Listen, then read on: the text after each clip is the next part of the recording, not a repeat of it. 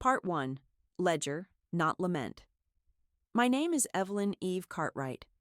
I'm 73, coal camp raised outside Hazard, Kentucky, and I'll lay this out like a ledger. Dates, places, actions. 69. I qualify as a teacher at 19. Split grade room off Highway 15. Blackboard paint flaking in curls. 2 clocks that never agreed. That's where Calvin Pierce walked in. Blue shirt, polished boots, salesman smile, enrolling his nephew. He kept returning to help with pickup, then with ice cream, then with compliments for my parents' beans and cornbread on Sundays. 6 months of punctual flowers, decent manners, proposal at Christmas, wedding March 71. We rent a clapboard on Maple Fork. 2 rooms, a kerosene heater that coughed when the wind shifted, a porch rail held by prayer, and a bent nail. Honeymoon week was polite. Week 2. He started issuing instructions. Skirt length, names I should avoid, minutes allowed for groceries. First pregnancy ended at 10 weeks. He blamed me. Second ended at 20. Blame again. Drinks multiplied. Slaps turned to closed fists. I wore long sleeves and kept teaching because the kids still needed phonics and lunch count. May 14, 1975. Rain all day. I came home early and heard a woman laugh in our bedroom. Denise Rourke, neighbor with cookies and advice, was in my bed with my husband. I said I was leaving. He blocked the hall, yanked my hair, stomped ribs, shoved me down the back stairs. I woke 2 days later at Appalachian Regional with fractures, stitches, a nurse who said, "You're lucky." While I was out, he emptied our bank account and vanished. Denise vanished too. I called my sister Brenda. She and her husband hauled me out of that ward and into their spare room. I filed a report, held still for photographs, got a protective order that meant what paper means to a man like Calvin. The hardware owner arrived pale, asking if I knew why Calvin had charged sacks of lime, 2 bags of cement, a post-hole digger. The sheriff followed a smell to a patch of ground on a lot deeded to Denise. They dug. She was there. Calvin ran, exchanged shots with deputies, and died in the brush. Small-town headlines went loud. Parents withdrew their kids from my class. The superintendent slid me a resignation form for community harmony. I packed a box and signed nothing else. October 10th, 1975. My father bought 2 Greyhound tickets to Cincinnati. We took what fit in a feed sack and left. Lower Price Hill gave us a single room with a hot plate and a window that stuck. I washed dishes at Alma Tate's diner and learned her register before the week was out. She moved me to mornings and the cash drawer when she saw me balance checks in my head. Afternoons, I stacked milk crates behind the diner and ran a chalk-on-cardboard school for vendors' kids. Long vowels, nickel math, library cards as trophies. Nights I took placement tests, then enrolled at the University of Cincinnati for a real B.Ed. I worked, studied, slept 4 hours. Enough. Spring 79. I was student teaching in Over the Rhine. 30 children, shaky readers, desks with gum older than them. We built a word wall from butcher paper and clothespins, read flyers off telephone poles for fluency. By spring, 27 were reading. The principal hired me on the spot for fall. March 1980, the past knocked. A woman waited outside my classroom. Nancy Pike, Calvin's sister. Hands knotted around a manila folder. She had a 4-year-old in the car. Noah. Denise had delivered before she died. Nancy had taken him. Now she had cancer, and nobody else would step up. "Think on it," she said. I walked the river till midnight, then called my parents. My mother didn't pause. Bring the boy. Next day, Nancy returned with the folder: birth certificate, shots, 2 photos, and a diaper bag. Noah came home with me, and my schedule adjusted without asking permission. Daycare forms, a second-hand bed, mac and cheese counted as a win. I filed for emergency custody, then adoption. October 1980, the judge signed. The paper matched the fact. Money stayed tight. I took night tutoring and Saturday test prep to outrun growth spurts and pediatric copays. In '82, the district made me literacy lead for 3 schools. Modest raise, more leverage. We bought a tiny brick 2-bedroom off Warsaw Avenue and planted tomatoes in a wash tub. The landlord fixed our furnace once. I fixed it twice after that and sent him the part number. '85 brought Thomas Reed from Dayton. Math teacher, precise board work, no fuss. When Noah's appendix went mean, Thomas appeared in the ER with coffee and a quiet chair. He stayed till recovery. Dinners followed, then Sundays, then a straight question at my kitchen table with Noah listening. Can we be a family? Noah spoke first. Can I call you Dad? We married in '87. Courthouse vows, backyard cake on paper plates. Thomas moved in and never raised his voice for sport. In '88, the district handed me a broken building, Riverside Elementary, as principal. Mold, roof leaks, records in milk crates, attendance like a shrug. We set up an arrival greeter table with clipboards and muffins. Saturday became instruments and choir. A nurse came 2 days a week. We built a library out of Salvation Army discards and a checkout sheet on a nail. Dropouts dropped. Reading rose. I learned boilers and grants, locksmiths, and notarized rent letters. '91 surprised us. I was 40 and pregnant. Grace arrived in June with strong lungs and opinions. Noah, 14, fed bottles, drew cartoons, built her a book bin from scrap pine with reed routed into the side. Our house ran on a grid. Lesson plans, baths, crock-pot dinners, Wednesday laundry, Friday floors. It worked. In '92, Noah needed his original birth certificate for school. He read names, found clippings, and asked for the truth. I gave him facts in order: marriage, assaults, neighbor, grave, gunfire, Nancy's illness, the day he came home in a car seat that wasn't new. He cried, then said, "I don't want his name." I said, "Good." In '93, a judge made it official: Noah Reed. He wore a tie and bought us chili afterward. By '94, he'd secured an architecture scholarship. Grace corrected adults' grammar and directed recess like a foreman. Thomas moved to central office to wrangle curriculum. I stayed at Riverside and added a community garden and a GED night program with coffee and free childcare. In '96, the state named me Educator of the Year. I used the podium to thank the custodian who unjammed our copier without being asked. 2005 delivered a lump. Outpatient surgery, radiation, a checklist taped to the fridge, and remission 6 months later. I went back to school and planted a medicinal herb bed with name tags the kids designed. Noah married a fellow architect in '06. Grace finished med school in '16 and took pediatrics. Thomas and I retired the same year and still woke at 5:30 because clocks are habits. Pandemic taught webcams.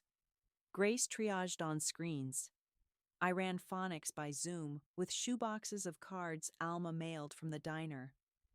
Noah set up a channel after I showed a room of grandparents how to log into Google Classroom with flip phones. I stayed practical: medication labels, freezing credit, reading logs without printers. One more parcel from the old life arrived in 2019. A social worker's packet with a porch swing photo of Denise, round with child, smiling into light. I showed Noah. She looks kind, he said. We scanned it, sleeved it, mailed a copy to Nancy's Stone with a note. Last winter, I rode the bus back to Hazard. Our rental is a vape shop. The church has new pews. I stood on the bridge and counted barges the way I used to count coal trucks. No ghosts, just traffic. On the ride home, I wrote the parts that matter when things fall down. Tickets, binders, signatures, steady friends, clean exits, blueprint, if you need one tote, IDs, phone list, sandwich, cash and a sock. 3 numbers learned by heart. Shelter, legal aid, your doctor. 3 folders, proof, money, exit. Sign nothing except at a bank desk under cameras. If a man calls urgency love, pick up your keys and move your feet. If a child needs out, clear the back seat and buckle them in. That's the ledger. Not speeches, steps. Sound it out, slide, repeat. That rhythm taught my students to read and carried me out of a bad house into a good life. Part 2. Transfers and Traplines. Cincinnati, winter 80. I turned survival into a shift. Mornings at Alma's Grill, afternoons teaching kids behind the dumpster with chalk, nights on campus. Between orders, I started a side counter. Forms, phone lists, a stapler on a chain. Alma called it Eve's Window. People lined up with problems that looked like mine had, just in different coats. First case, Luann, a server with a black eye she claimed came from a cabinet. I put a paper bag on the counter. Bus schedule, prepaid card, pharmacy copy of her prescriptions, locker key at the Greyhound with a change of clothes. We timed it to the minute. She dropped her work keys in the register, walked out the alley, never used the front. I called the shelter, gave a code word, and wrote their intake number on her wrist in ballpoint.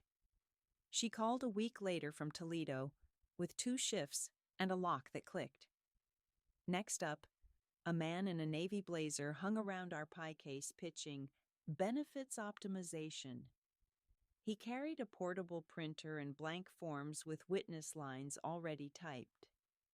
He aimed at widows, promised temporary stewardship, and transfer on death convenience. He said he was licensed. I checked the state portal from the library. Nothing. I walked to the bank manager I'd helped learn vowels for his GED. We set a desk by the cameras. I brought 2 witnesses, the union bus driver who ate oatmeal every 6 a.m., and Alma in her apron. The blazer produced a notary stamp with a serial that didn't match the name. I slid him our do not convey notice and dialed the AG Elder Fraud line. A patrol car parked quiet. He bolted, left his case. Inside, 5 forged seals, a list of addresses titled Q1 Widows. We handed over affidavits before the coffee cooled. Custody for Noah wasn't clean. Calvin's cousin tried to claw in at the hearing, said blood should bring him home. I brought the file, medical reports, death certificate, Nancy's sworn statement, daycare receipts, and a sealed letter from my principal on school letterhead.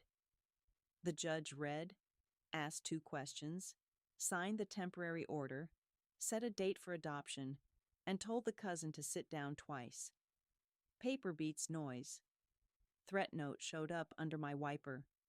Back off or next time the stairs finish the job. I taped it to an index card, wrote the time, slid both into a big envelope, and mailed it to myself, postal stamp as timestamp. At home, I strung a bell on fishing line across the porch. It chimed once at 3 a.m. I called it in. A cruiser idled the block for a week. The bell stayed quiet. I moved the pop-up school from the alley to the Launderland on State Avenue. Waiting time is learning time. I put phonics on index cards and multiplication on dryer doors with painter's tape. A reporter snapped a photo. The city tossed me a micro grant. and on Saturdays we ran spin cycle school until the machines rattled apart. The notary ring popped up again in a side channel. County recorder flagged a deed that moved a house for $10 to a Shell LLC with a mailbox at a UPS store. The stamp serial matched the case we'd handed over. I asked the clerk to call me when that LLC touched anything else. 2 weeks later, they did. Same stamp. Different widow. We staged another bank desk sit. This time, the closer wore a church pin and used the word ministry. I requested his notary journal. He didn't have one. He tried to fold, but the guard at the door didn't. The AG investigator shook my hand and said, "If you want a job." I said I already had one. Mine. Brenda's husband broke his wrist on a ladder. I took their girls a month so he could heal and she could work. Our house ran on zones. Homework at the table, baths by timer, lights when the street lamp flicked on. Noah learned egg breakfasts, the nieces learned to double knot, and I learned that 3 lunch boxes can be packed in 6 minutes if you line them like an assembly line. Adoption Day, October 80, Noah wore suspenders and a serious face. The judge asked if anyone opposed. No one spoke. "Name?" he asked Noah. "Cartwright," Noah answered out of habit, then looked at me. "Cartwright now, read later, if we want," I said. The gavel tapped once. We took a photo in the hallway with a vending machine sandwich because the cafeteria was closed. Riverside sent me into houses where paperwork got people evicted or saved them. Ms. Delgado, 2 doors down from the school, got a courtesy visit from a man with a smile and a clipboard. He asked to confirm occupancy and left a door hanger with a QR that led to a deed transfer packet. I walked her to the recorder's office, paid $12 to place a notice of possible fraud in the file, and stuck a big handwritten sign in her window. We signed nothing. The man skipped her house and hit 3 others. 2 called me. We formed a phone tree and a 2-witness rule. Nobody signs alone, ever. On Wednesdays, I notarized affidavits under the library's fluorescent lights, the guard acting as second witness for free. Thomas showed up again, this time not in an ER but at a supply pickup, lifting boxes without commentary. He fixed a wobbly leg on my literacy cart with a carriage bolt and a washer he pulled from his pocket. "Carry spares?" I asked. "Carry solutions," he said. Noted. The ring tried one more move. Forged lien notices slid under doors on pink paper to look official. I held a clinic. 20 chairs, 3 Sharpies, a poster, how to read a lion. We circled the tells. No case number, wrong county seal, fees payable to a P.O. box. People started bringing me mail before panic set in. We built a wall of copies with dates in red. The AG called our stack evidence. I'm not a crusader. I like working desks with a stapler that doesn't jam. But if a storm forms, you don't preach to clouds. You sandbag. We made sandbags out of steps. Record, witness, file, follow-up. The revenge, if you insist on the word, lived in canceled deeds and men in suits leaving buildings without their briefcases. Brenda called once more. Calvin's cousin had phoned her, licking old wounds. He said, I ruined the family name. I read it back to myself. A dead man's cousin accusing a teacher with a library card. I put the handset down, wrote the time, and let the dial tone talk. Blueprint updates from this round. Never meet at your kitchen table. Meet at a bank desk under cameras or a library table beside a guard. Ask for the notary's journal. If they don't have one, don't have a pen. Timestamp everything. Mail it to yourself. Keep the sealed envelope. Stash a bus locker key in your wallet. The bag inside holds copies, not originals. Put a bell on fishing line across a porch. Cheap alarm, loud lesson. By spring '83, Eve's window had a second stapler and a line before dawn. I still flipped eggs at 6 and taught vowels at 2, but the middle of my day was this: people walking in with chaos and walking out with a plan clipped to 3 sheets and a phone number in ink. That, and a map to the nearest camera. Part 3, Riverside Playbook, by fall. '83, I had keys to Riverside as assistant, which mostly meant keys to problems. Boiler coughed black, roof wept, records lived in milk crates, and the copier ate paper like a goat. I built a wall calendar with masking tape and assigned every square a fix. Monday was heat, Tuesday enrollment, Wednesday lunch counts, Thursday truancy, Friday locks. Heat first. The boiler man said, needs replacement. Translation, not this budget. I pulled the service manual from a rusted drawer, called the manufacturer, got a retired rep to walk me through a stopgap. Bleed valves at 5 a.m., replace 2 circulators with surplus from a closed school, verify pressure switch with a borrowed meter. We limped warm by first bell. Truancy looked like empty chairs and excuses. I put up a chalkboard by the office. Attendance counts. Names rolled daily. Homerooms competed for a donated pizza. The prize wasn't the pizza. It was public scorekeeping. Absences dropped. Then came the Mentor Club, a church van in the lot recruiting boys after dismissal, promising camping trips and manhood lessons. The leader styled himself Pastor Ray. Paperwork said otherwise. I asked for background checks. He blessed the request and never produced one. I called his ministry number. It printed to a pawn shop fax. He tried to run meetings in our cafeteria anyway. I put a copy of district policy on the table and called security. He left pious threats on my voicemail. I pulled the tapes and labeled them with dates, then sent copies to the city's faith-based office and the AG. A month later, he had bigger problems than our cafeteria. I took the principal's chair in '88 with a bucket under the skylight and a library that was 3 shelves of old encyclopedias. We made a real library from hand-me-downs, a church donation, Salvation Army discards, 1 grant from a foundation that liked hard numbers. I showed them kindergarten sounds in September and reading levels in April. They wrote a check. We bought rolling cases and a barcode gun. The custodian and I painted cinder block sky blue on a Saturday. Kids lined up to check out like it was recess.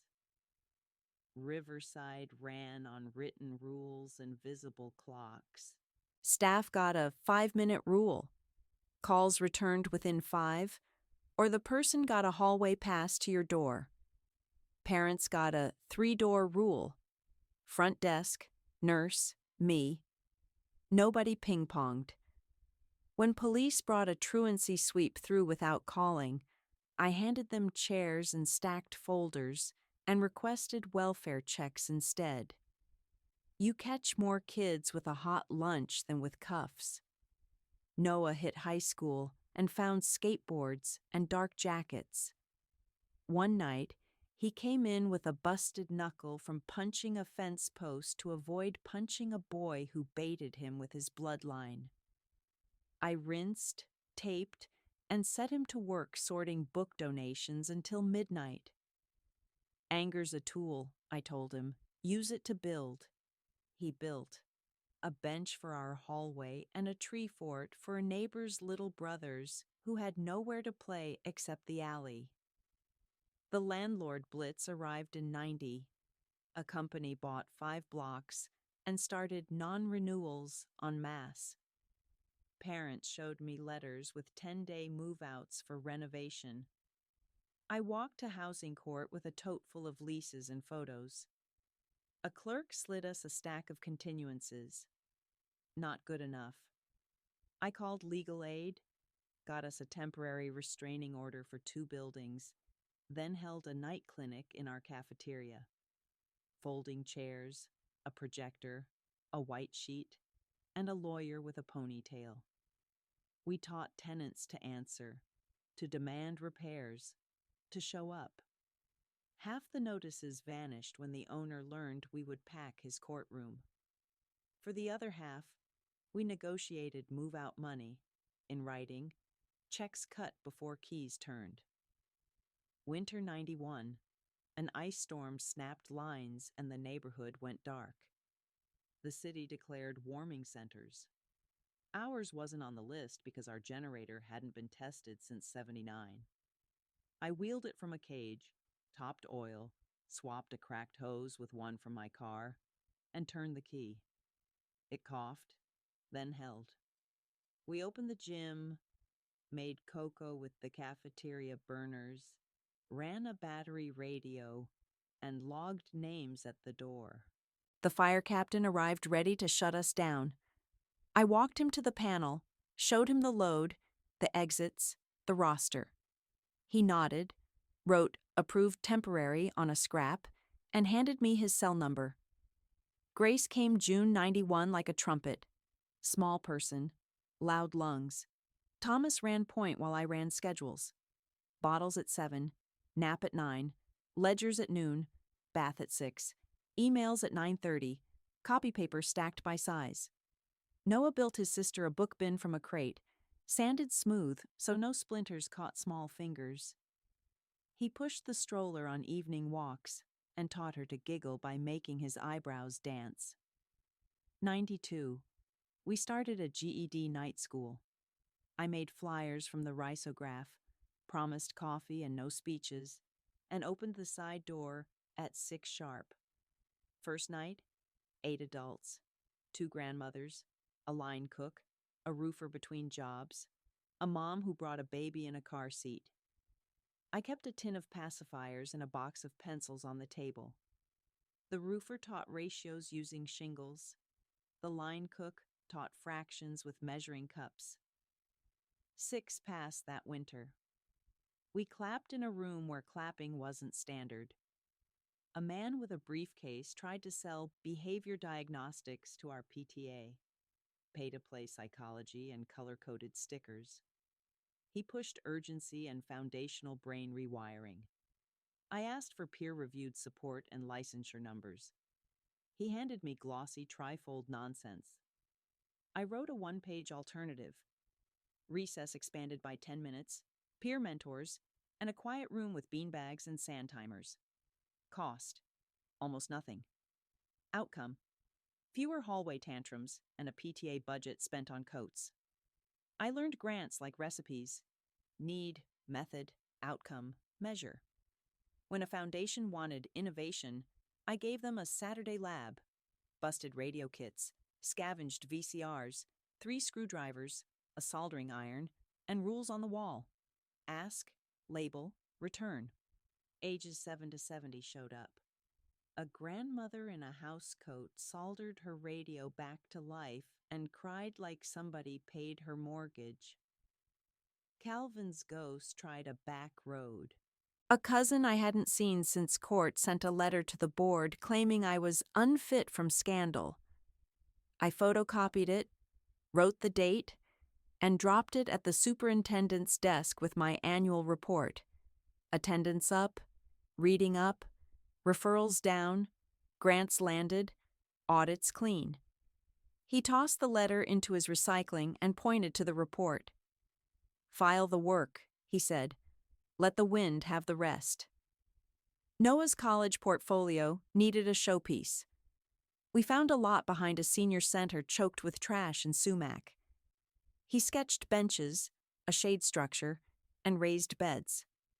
We hauled freight pallets, split them down, and bolted together seats. Seniors sat under shade by July. Noah snapped photos at dusk, gold light on wood and faces, and that set bought his plane ticket to interviews. Blueprints from this stretch.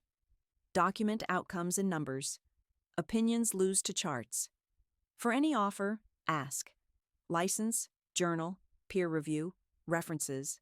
No paper, no pen. Teach in the spaces you have. Laundromat, cafeteria, stairwell landing. At every door, post 3 numbers. Nurse, legal aid, school office. Keep a go bag at work. Flashlight, first aid, duct tape, extension cord. Copies. We didn't chase villains this round.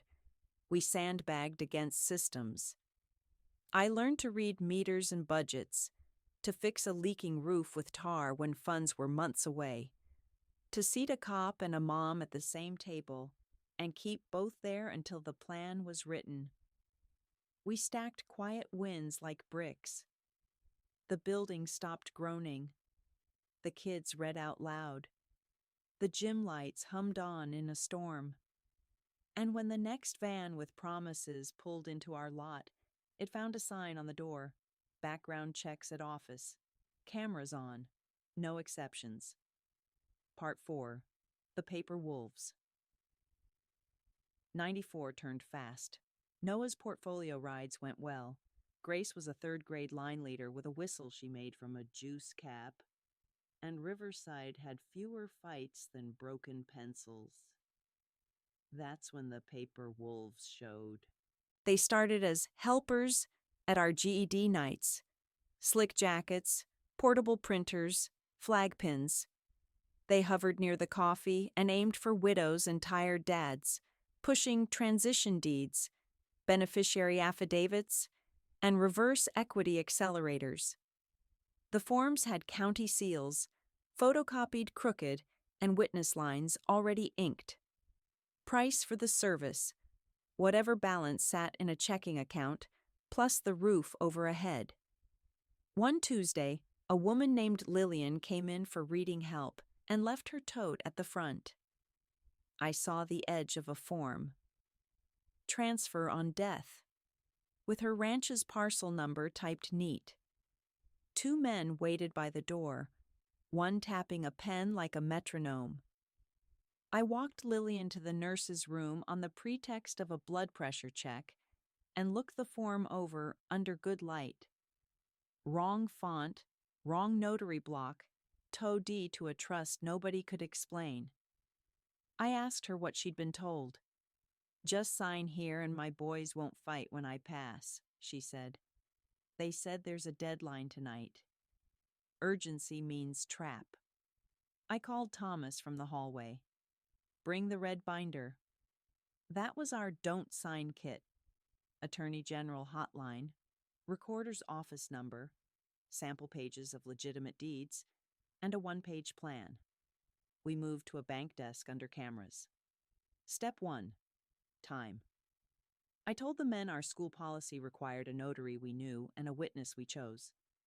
They smiled, said they had both in the car. "Then fetch them," I said, "and we'll use the bank lobby for light." Step 2. Verify. While they stepped out, I dialed the recorder. The parcel had no liens and no recorded TOD. Good. Step 3. Witnesses. I waved down our tenant council president and a retired bus driver from math lab. Both sat flanking Lillian like stone lions. The men returned with a third, their notary, and spread papers like they owned the place. I handed them our do not convey template and a fresh pen. "We'll start here," I said, "acknowledging no conveyance will occur today or by blank date without independent counsel." Their smiles thinned. The notary stamped a page without checking ID. That's notary death. I lifted the page and read the commission number out loud to the bank camera, then laid it flat and dialed the Secretary of State. The commission had expired 9 months prior. They packed to leave. Thomas stepped to the door, not blocking, just tall. I thumbed the AG Elder Fraud line, gave the case notes, and asked for a quiet cruiser. The branch manager redirected the dome camera to our table. In 5 minutes, the deputy walked in calm as Sunday. He took the binder copy, the expired stamp, and the trust documents, all pre-filled with Lillian's info lifted off an obituary site. Inventory, not accident. Word traveled. The wolves weren't just in Price Hill. They were across the west side, hitting clinic parking lots and laundromats, sprinting ahead of funerals. We stopped arguing case by case and built a net. Recorder trained our GED crew to check deeds free. Credit union set aside 2 safe tables under cameras for any signature. No account required. Library printed. Do not sign tonight. Flyers with 3 questions. Who benefits? Where's your lawyer? Why the rush? Church ladies turned obituary notices into call trees to warn families about the parking lot pitch. By spring, we'd moved 24 urgent signings to daylight desks and sent 3 cases uptown. One crew folded. Another kept moving 2 blocks over. Fine. We walked 2 blocks too. At home, plates kept spinning. Noah got his acceptance. Cincinnati first year with a scholarship, then co-op in Chicago if he kept his grades. He built a presentation board out of Luan and 100 pushpins and asked me to proof his captions. Fewer adjectives, more verbs, I said. He rolled his eyes and cut 2 sentences anyway. Grace chased a science fair ribbon with a project on germ spread. She used glitter and 2 slices of bread. The glitter slice mold bloomed in 3 days, the control in 6. She wrote "wash hands" on an index card and taped it above our faucet like a public notice. Riverside got a new roof bid. The low bidder slipped "owner to supply" next to half the line items. I circled each in red and stapled our inventory. We are the owner, I told purchasing, and we do not own 8 pallets of felt and 2 rolls of TPO. We took the second bid, higher on paper, lower in truth, and the roof stopped raining in. A different kind of press walked in. A man with a city polo and a clipboard offering school safety audits for a fee. He talked hardening and fences and optics. I asked for incident data and citations. He had slides. I had actual numbers. 5 years of discipline, 3 years of police calls, and a list of the last 10 injuries. None from intruders, 4 from loose bleachers, 1 from a science fair volcano, 5 from wet floors. We bought a floor scrubber and rubberized treads instead. He left with his optics. Noah's send-off came with chili and a tool roll. I put 3 things in his dorm crate: a bus schedule, a roll of quarters, and a laminated card with 3 numbers. Me, Thomas, campus security. You're not a problem if you call, I said. He nodded like he wouldn't need it. He needed it once. Bike stolen. He called. We walked him through the report and the co-op insurance claim. He got a used Schwinn the next day from a church basement sale and bolted on his own lock. Summer brought heat and a water main break that turned our block into a creek. The city posted boil advisories and a map that missed half our families. We printed door hangers and knocked every 3rd house with crates of bottled water the credit union comped. By dusk, stoves simmered safe soup. The wolves made a last pass in August at a funeral 2 streets over. Fresh widow, tired cousins, a white tent, and free coffee. They slid in with, "We'll help." Our call tree lit up. I showed with my red binder. The pastor brought 2 deacons. The widow's niece ran point. We moved the conversation to the fellowship hall under framed photos of church mothers. I laid out a family assignment sheet. On a clipboard, keys, bills, insurance, house. Each task got a name and a date. At the bottom, one rule in ink. No signatures outside an attorney's office. The men with the printer left to get better forms. They didn't come back. Blueprints from this round. If someone brings urgency, you bring light. Bank desk, cameras on, witnesses named, notary verified. Put counters in the community.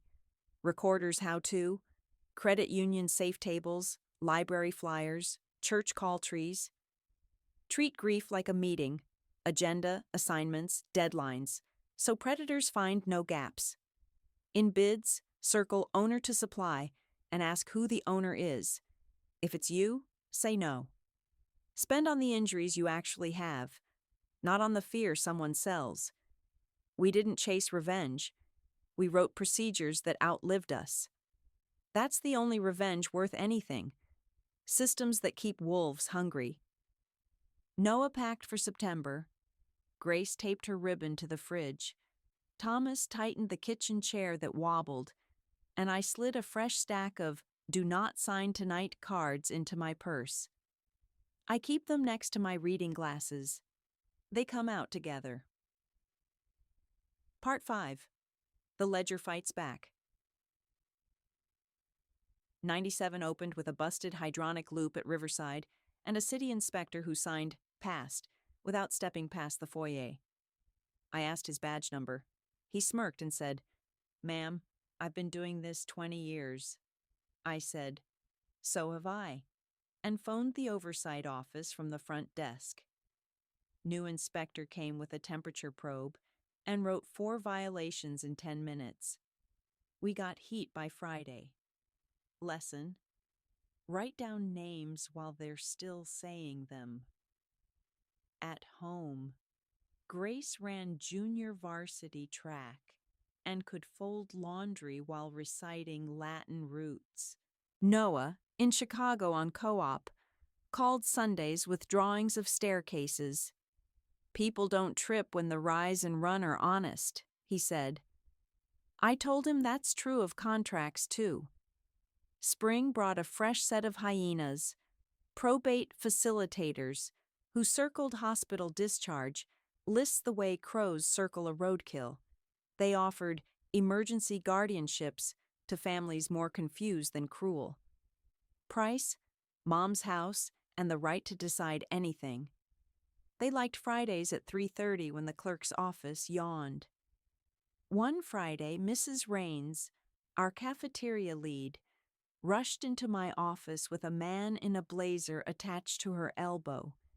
He had a binder and a portable stamp.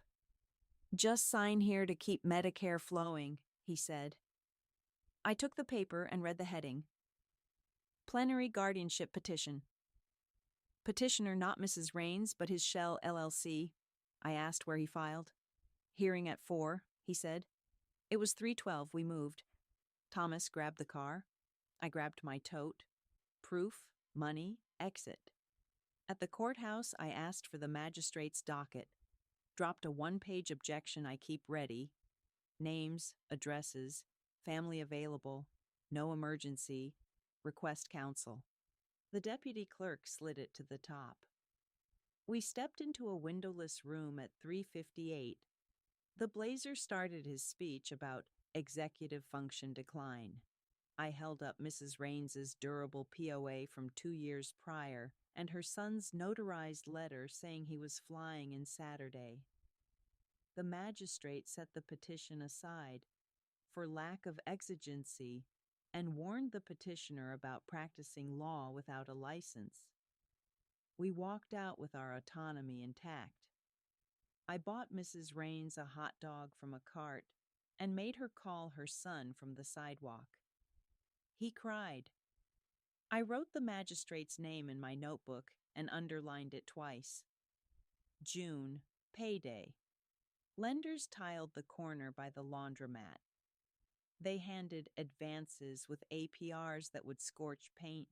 Our GED class turned into a math lab. Interest tables, amortization, the art of saying, "No, I can wait." We posted a big laminated sign at Riverside: "Never sign in pain, hunger, or fatigue." Children passed it 5 times a day. So did their parents. A storm in August threw a transformer and took our block dark. A white van rolled in at midnight with guys in matching shirts. Utility Recovery Unit.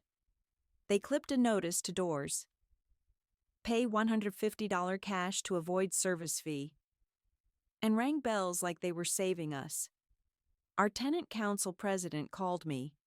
I killed my porch light, tied my robe, and took my red binder down the stairs.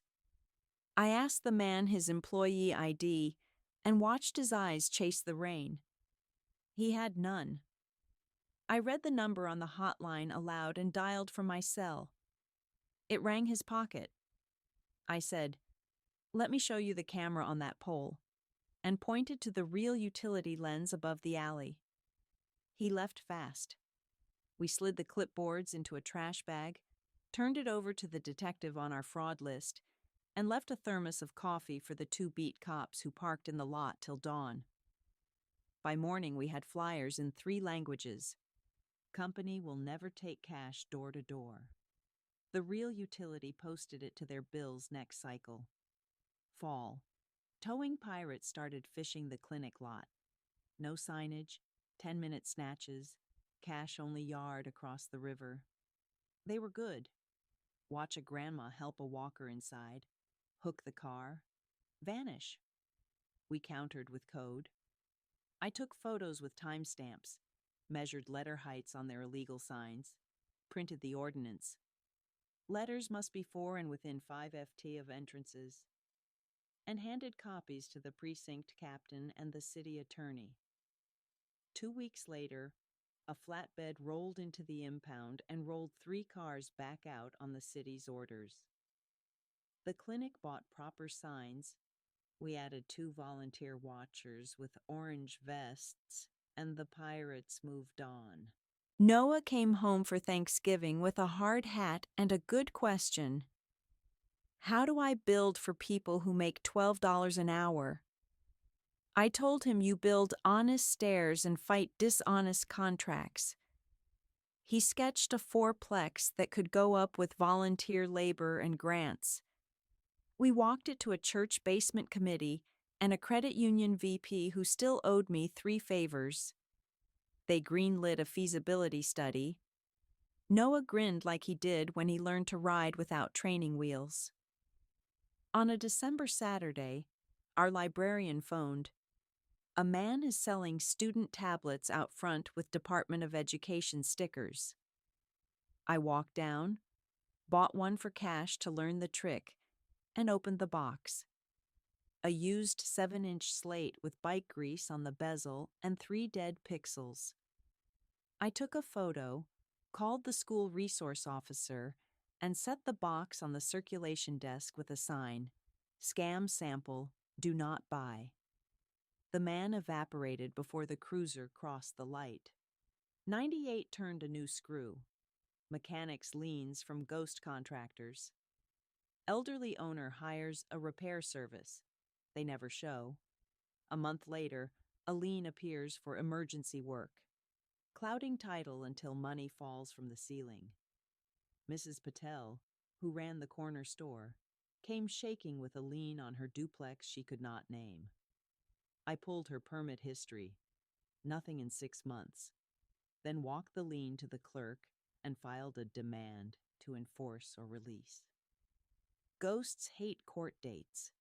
The lien vanished in 8 days with a lawyer's letter that smelled like burning rubber. We added a talk to our Tuesday nights. Permits are receipts for your walls. People laughed, then learned. Grace applied to pre-med pipelines. Thomas moved to district math and brought home textbooks like bowling balls. We kept Tuesday chili night and Friday laundry and didn't miss either. The quiet revenge in those years wasn't shouting. It was paperwork. turned back on the men who count on fog. We started keeping kits at places people actually go. At the diner, stamped envelopes to the recorder, and a cheat sheet for how to read a deed. At the church, a laminated funeral week checklist. Insurance, keys, pet care, no signatures.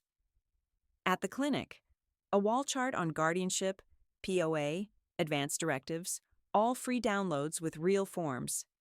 At the library, a magnifier, a pen, and a corkboard titled Bad Paper We've Seen. With dates, we didn't save everyone. Some folks signed in parking lots at midnight because grief eats clocks. But the numbers bent. Predators hate light and calendars. Blueprints from this round. Courts are clocks. File one page that buys time. Use that time to find family and counsel. If a badge won't cross a threshold, write the badge number. Then phone his boss from the foyer. Scammers love night. Bring them today. Bank desk, clerk window, ordinance paragraph. Permits are math. Liens are math. Learn the math, or stand next to someone who has. Put tools where bodies are. Diners, churches, clinics, libraries. The predators already know those addresses. By 99, Noah's fourplex had a parcel ID and a church workday. Grace taped her acceptance letter to the fridge.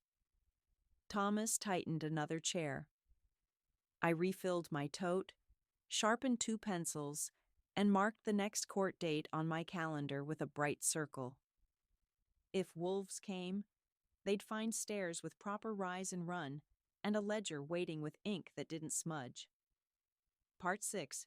Bridges, not speeches. 2000 came in with everyone hoarding candles. Our servers survived Y2K. The gym clock didn't. We took attendance on clipboards and taught anyway. Noah's fourplex moved from sketch to footing. A church crew poured slab on a Saturday so cold, the coffee steamed like prayers. He kept the costs in a spiral. Every bolt, every permit fee, every donated hour signed and dated. That's how you keep wolves off a build. Numbers tighter than rebar ties. February. A wind shear ripped the west end. Roof's gone, porches teetering. By Monday, a relief outfit rolled up with glossy banners and a card reader. They sold cleanup kits for $90 and promised FEMA fast tracks. I took their flyer, Googled the charity number from the library terminal, tax ID didn't exist, and called Channel 12. We set a table in the church lot. Real FEMA forms, not $1 collected. The camera caught their van plates. The AG took their stock. We kept receipts for tarps and bleach, bought with donations in cash jars. Quiet revenge. A 30-second news clip and a locked warehouse door. Riverside needed a roof and a librarian. We wrote 2 grants and got both because we tied them to targets. 10% attendance lift, 1,000 circulations by May. A custodian and I mapped leaks with blue tape. Then I sat with the low-bid roofer and walked him tile by tile. He tried to change order mid-job. I slid the scope back across the table with the line he initialed. He finished under the camera on the corner of Vine and 3rd and never asked me for a shortcut again. Grace earned a hospital volunteer slot and came home smelling like sanitizer, spouting drug names like poetry. Thomas moved into curriculum and built math kits that fit in a shoebox. We piloted them at laundromats, fraction strips next to spin cycles. Parents learned while whites rinsed. Summer my phone lit at 6:10 a.m. "They're towing again," the clinic guard said. This set wore legit badges but wrong authority. I met them with the ordinance printed large, pointed to the missing sign within 5 feet of the entrance, and dialed the city attorney who owed us one. Tow truck left dragging its hook. The supervisor called later to clear up confusion. I said confusion disappears when letters are 4 inches tall. Signs went up. So did a volunteer roster with 2 clipboards and a thermos. Noah framed his second story. We hung sheathing with church teens on ladders and a union carpenter shadowing each kid. End of day, he taped a level along the line and grinned. Plum, he said. That word tastes good when you're building a thing people will sleep in. October, a letter arrived with a gold border. Summons, quiet title. Against Miss Edna on Chandler, 84, cataracts, gospels on her radio. A deed had transferred her house for $10 while she was in rehab. I walked over with oatmeal cookies and asked permission to copy every paper in her drawer. The notary had signed in a county where she'd never set foot.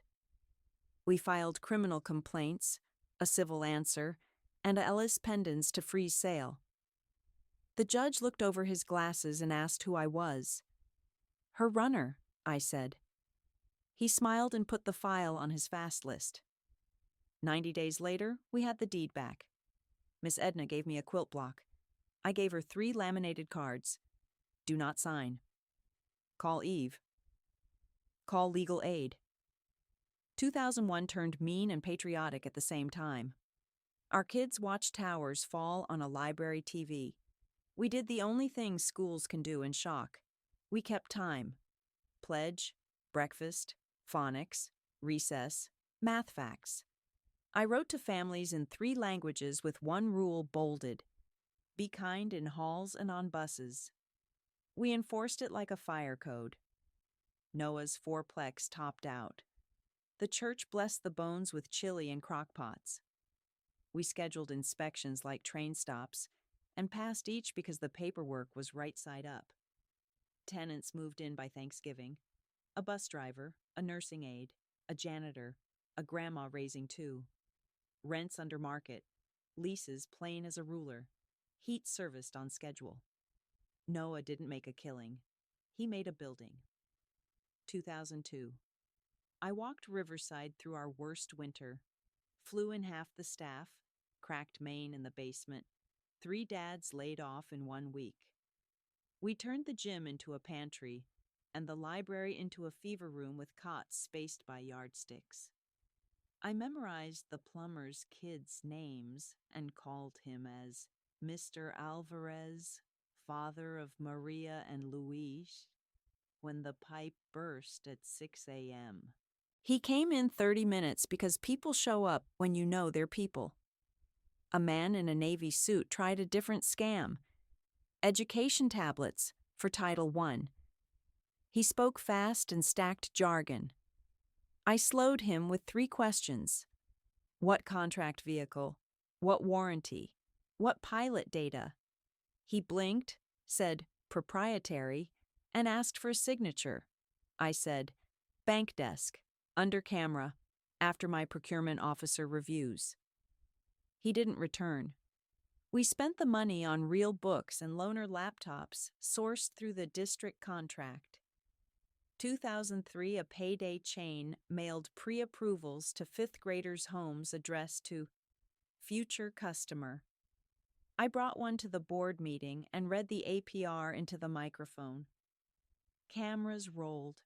The chain pulled the mailers by Monday. You push back where they advertise. 2004. Thomas took a fall field team to train teachers on number talks.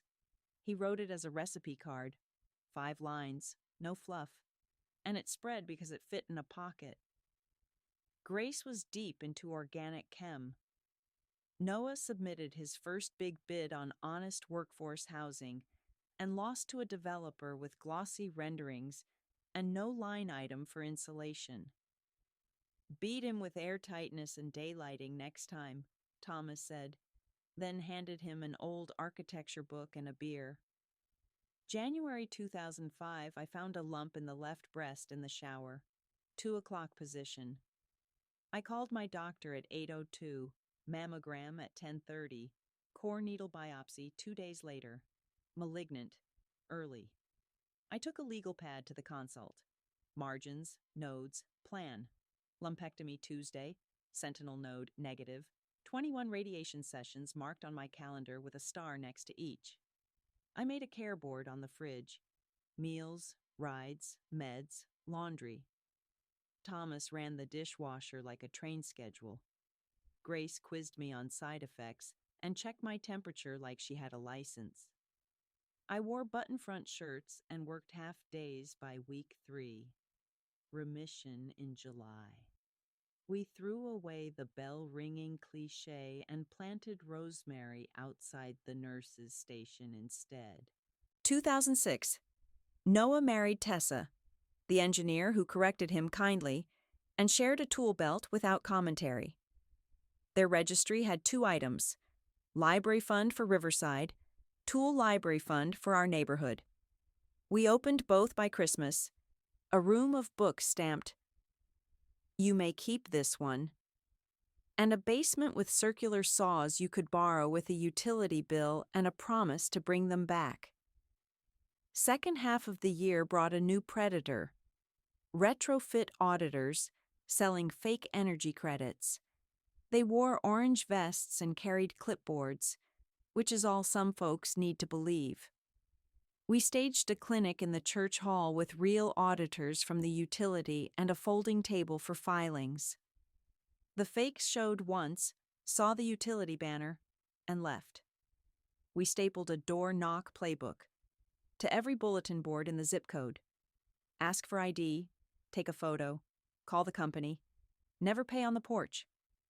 What I kept proving to myself: we win with boring tools: forms, clocks, witnesses, names, drama cells, documents stick. My calendar looked like war but felt like carpentry. Cut square, check level, screw tight. Blueprints from this stretch. Charity without a tax ID is a truck with no plate. Don't step in front of it.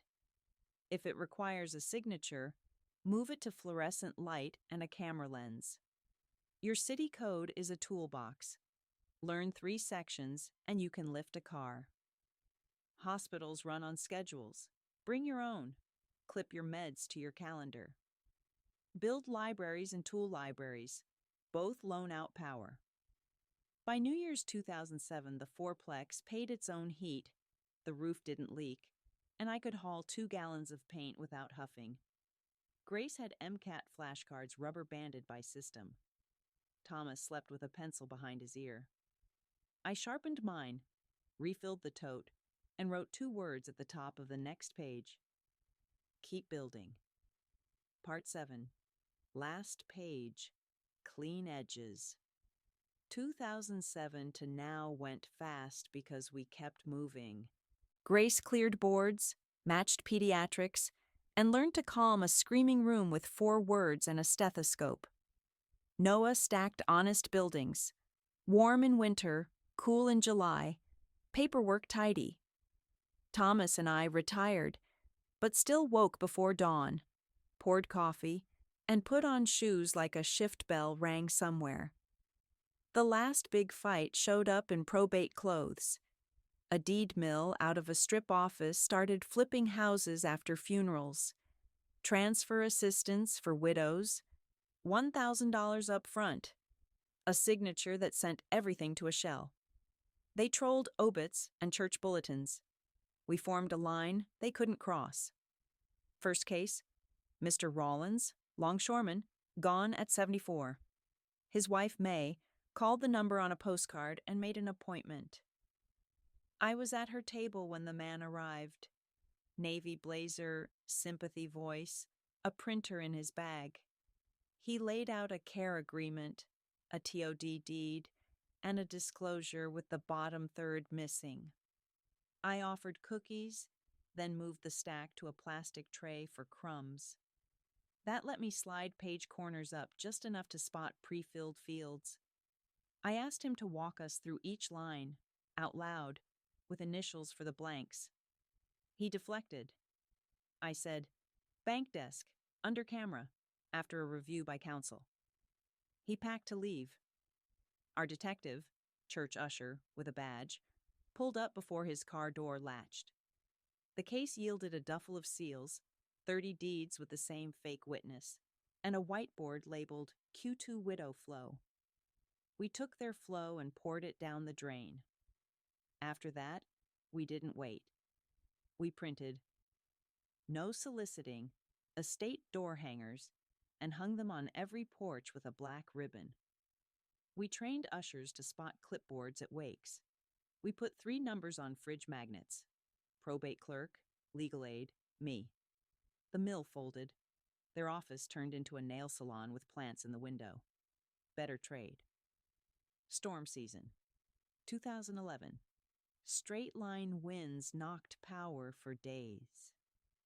We treated the school like a ship. Cafe on generators, free phone chargers. A whiteboard with 4 columns. Water is beds. You wrote your need. Someone erased it when met. No speeches, just marks turning to blank. 2012. I took the Greyhound back to Hazard alone, like I promised myself. The duplex on Maple Fork sells vape pens now. The clerk swept the floor with headphones in. I walked the bridge, counted barges, and timed the river like I used to time bus connections. No phantoms. I bought a hot dog from a cart and rode out the same afternoon. Task finished. 2015 took my folks within a year. Quiet exits, papers in order, because we kept a folder labeled, "If Today." In their hall closet, I read the binder to the funeral home like a script and left with receipts that matched the estimate. That's not cold. That's how you keep grief from becoming debt. Grandkids arrived like fireworks. Noah and Tessa's boy tried to disassemble everything with a screwdriver. We handed him things that should come apart. Grace married a quiet anesthesiologist who labeled pantry jars and moved like a good metronome. Their daughter counts everything, including clouds. We taught both to sew buttons and to read contracts. 2019. I got one more package from the past. A storage lot cousin found a Polaroid of Denise on a porch swing, pregnant, smiling at something off camera. We scanned it, mailed the original to Nancy's grave with a note that said, "He's housed, he's decent, he's ours." Then we put the copy in a binder labeled Origins and closed it. Pandemic, you already know. Our block did curbside recess, chalk grids, jump ropes wiped with bleach, phonics through glass. A neighbor who cleans offices gave us a case of gloves. The diner mailed shoeboxes stuffed with consonant cards. Noah mounted a webcam to my old desk lamp, and I taught grandparents how to log into school on a busted Android with free data. A kid passed reading on a porch step while his dog ate my flashcards. Fine. Dog learned phonics, too. The revenge crowd always wants fireworks. Mine stay paper-cut level. Contractors finishing scopes they tried to change. Vans leaving without the tow. Mills folding because a notary stamp didn't match the county. It's enough. We turned that energy into a weekly clinic at the church. Stop the swindle. 5 chairs, 1 copier, a lockbox, and a coffee pot. People brought mailers and men with smooth voices. We underlined clauses, wrote no in the margins, and dialed better numbers. The regulars, bus driver, cashier, retired sergeant, me, stayed until the last page filed. Age set in, but didn't slow the docket. Thomas started forgetting names, not tools. I carried the nouns until he found them. We walked laps in the mall when winter iced the sidewalks. I moved recipes to index cards, fixed the wobbly chair he kept meaning to fix, and taped a list over the landline. Police, fire, Grace, Noah, Eve. With digits big enough to see without glasses. Last year we cut a ribbon on a building that should have stayed fantasy, A branch library inside our old gym, half stacks, half tool library, chisels next to chapter books, torque wrenches beside Twain. Kids checked out hammers with a parent signature. Parents checked out novels with a kid vouching. Saturday morning sounded like saws and syllables. That's a good chord. Now I'm 73 with a calendar that still has colored squares and a tote that still lives by the door. I keep bus schedules updated and cash folded in a sock, old school, because ATMs go dark. My blueprint hasn't changed. Proof, money, exit. 3 folders, front of the drawer, fluorescents and cameras. If a page needs ink, you sign in a bank, not at a coffee table. Witnesses. Bring one, be one. Clocks. Show up on time. Call when you can't. Write who promised what and when. Clean exit. Happy ending. Take the bus you can catch. If we meet, I won't tell you, be brave. I'll hand you a pen, open a folder, and point to the next blank. You'll fill it. I'll witness. Then I'll circle 3 numbers on your magnet and walk you to the curb. The bus will grind up. You'll climb on with your tote zipped and your papers flat. I'll wave once. You'll go where you need to go. I'm Evelyn Cartwright Reed, teacher, principal, wife, mother, the woman with a ledger and a spare map. We didn't beat the world with feelings. We beat it with forms, clocks, and people who don't flinch. If you're ready, I've got a seat, a clipboard, and coffee that tastes like getting it done.